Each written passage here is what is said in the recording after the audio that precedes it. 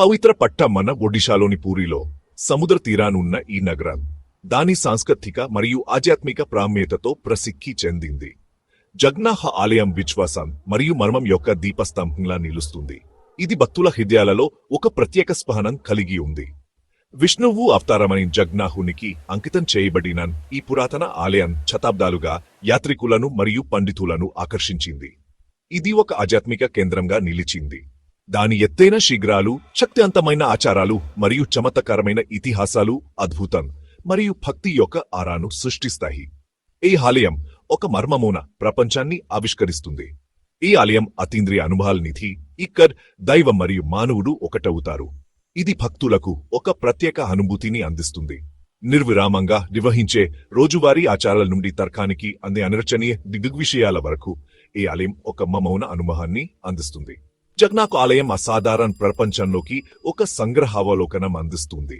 ఈద్ ఒక ఆధ్యాత్మిక యాత్రకు ఆహ్వానాన్ని ఇస్తుంది. దాని అనేక చిక్కుముడులలో 2 మర్మాలు ప్రత్యేకంగా నిలుస్తాయి. ఇవి భక్తులలో ఆసక్తిని రేకెత్తిస్తాయి. నమ్మేవారి మరియు సందేహించేవారి మధ్య ఆహలను రేకెత్తిస్తాయి మరియు చర్చను రేకెత్తిస్తాయి. ఈ మర్మాలు ఆలయానికి ఒక ప్రత్యేకతను ఇస్తాయి. మొదటిది ఆలయ జెండా యొక్క శాశ్వతంగా రెపరెప్లటన్ గాలి దిశను ధిక్కరిస్తున్నట్లు కనిపిస్తుంది. ఇది ఒక అద్భుతమైన దృశ్యం. రెండోది ఆలయం యొక్క భారీ నిర్మాణం వల్ల ఎటువంటి నీడెడ్ పరకపోవడం. ఇది ఒక మర్మమాన అంశం. నీలచక్రం అని పిలువబడే ఆలయం యొక్క ప్రధాన గోపురం పైన పతితాపవన్ అని పిలువబడే పట్టు జెండా గర్వంగా రెపరెపలాడుతుంది. ఈ జెండా ఎప్పుడూ గాలిదిశను అనుసరించదు, కాని దానికి వ్యతిరేకంగా కదులుతుంది. ఈ జెండా ఆలయ ఆచారాల్లో లోతన ప్రాముఖ్యతను కలిగి ఉంది మరియు దైవ శక్తితో నిండి ఉందని నమ్ముతారు. భక్తులు దీన్ని చూసి తమ విశ్వాసాన్ని మరింత బలపరుస్తారు. ప్రతిరోజు ఒక పూజారి పాత జెండాను కొత్త జెండాతో భర్తీ చేయడానికి ఆలయం యొక్క ఎత్తు ఎక్కుతాడు. ఇది చాలా సాహసోపేతమైన పని.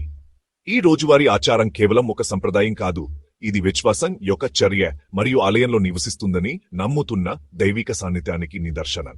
ఇది భక్తుల హృదయాల్లో భగవంతుని సాన్నిధ్యాన్ని మరింత బలపరుస్తుంది.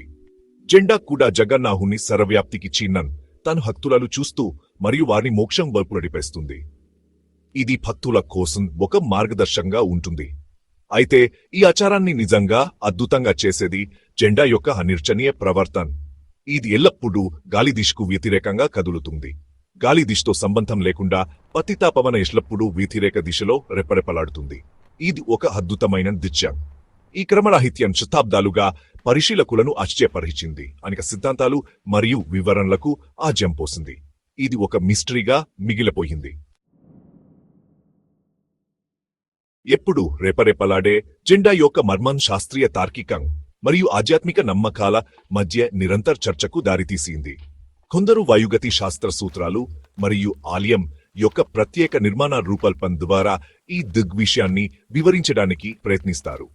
ఆలయ గోపురం ఆకారం మరియు చుట్టుపక్కల నిర్మాణాలు గాలి సరంగ ప్రభావాన్ని సృష్టిస్తాయి, జిస్సే జెండా వ్యతిరేక దిశలో రెపరెపలాడుతుంది. జెండా యొక్క పదారకం మరియు నిర్మాణం దాని అసాధారణ ప్రవర్తనలో పాత్ర పోషిస్తుందని ఇతరులు సూచిస్తున్నారు. అయితే భక్తులకు వివరణ విశ్వాసం యొక్క రంగంలో ఉంది. గాలిని బిక్కరించడం జగన్నాథుని దైవిక శక్తికి ఇష్టమైన సూచన అని వారు నమ్ముతారు. ఇది అతని సాన్నిధ్యానికి నిదర్శనం మరియు ప్రకృతి నియమాలు అతని ఇష్టానికి వంగుతాయని గుర్తు చేస్తుంది. జగన్నాథ్ ఆలయాన్ని చుట్టుముట్టిన రెండో మర్మం దాని నీరు లేకపోవడం. దాని భారీ పరిమాణం మరియు ఎత్తు ఉన్నప్పటికీ ఆలయ నిర్మాణం రోజులో లేదా సంవత్సరంలో ఎప్పుడూ నీడను వేయదు. ఈ చమత్కారమైన దిగ్విషయం శతాబ్దాలుగా వాస్తుశిల్పులను మరియు శాస్త్రవేత్తలు ఆశ్చర్యపరిచింది. కొందరు దీనిని ఆలయ నిర్మాణంలో ఉపయోగించిన ఖచ్చితమైన వాస్తుగణనలు మరియు ఖగోళ అమరికలకు ఆపాదిస్తారు. ఆలయం యొక్క స్పానం మరియు దాని గోడ్లు మరియు శిఖరాల కోణం నీడలేని ప్రభావానికి కారణం కావచ్చునని వారు సూచిస్తున్నారు. ఆలయ నిర్మాణంలో ఉపయోగించిన రాయి రకం ప్రత్యేక లక్షణాలను కలిగి ఉందని నమ్ముతారు. నీడ ఏర్పడకుండా నిరోధించే విధంగా కాంతిని గ్రహిస్తుందని ఇతరులు వ్యవహరిస్తున్నారు. అయితే ఈ సిద్ధాంతాలు నిరూపించబడలేదు మరియు నీడలేని ఆలయం యొక్క మర్మం కొనసాగుతుంది.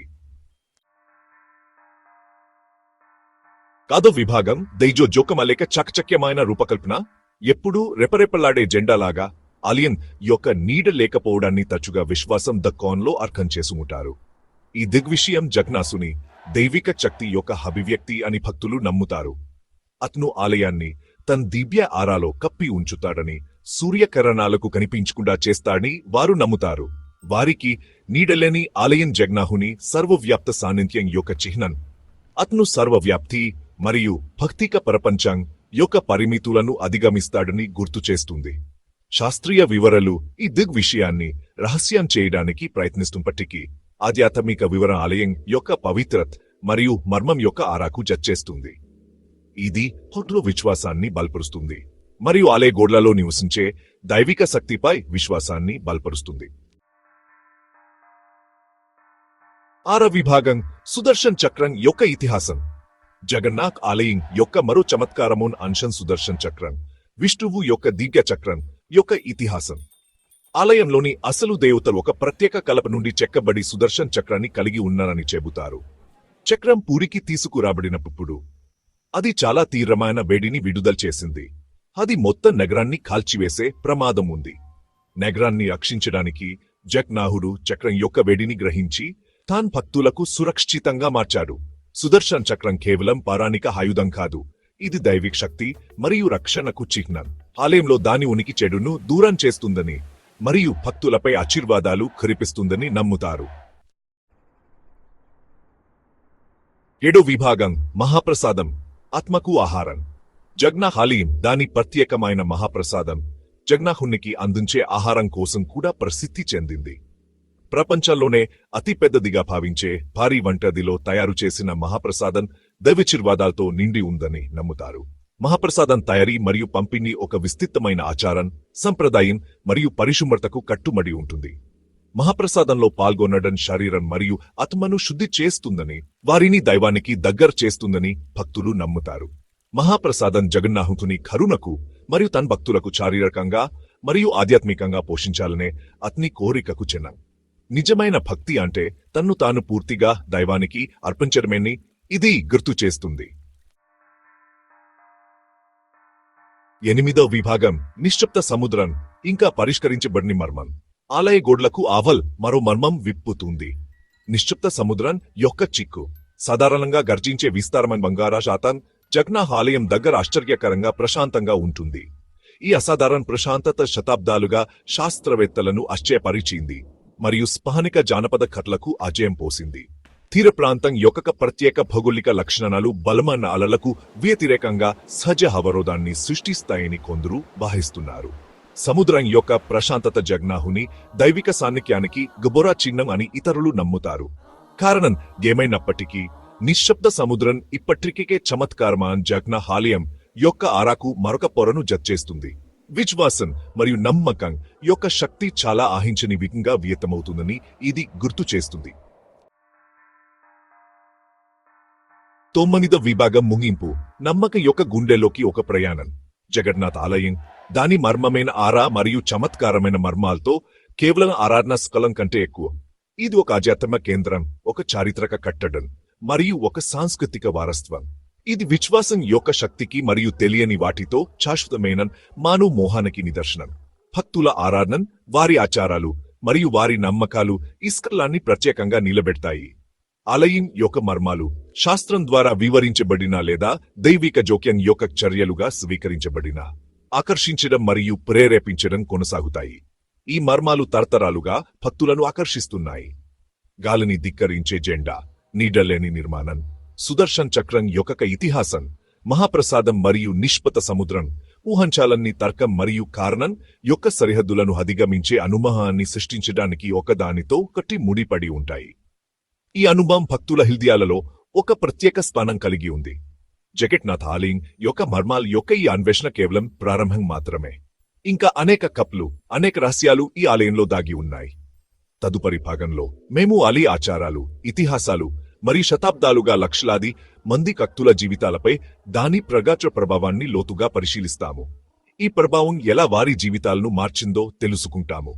మేము నమ్మకం యొక్క గుండెలోకి మా ప్రయాణాన్ని కొనసాగిస్తున్నప్పుడు మాతో చేరండి. ఈ ప్రయాణం ఇంకా చాలా విషయాలను వెల్లడిస్తుంది.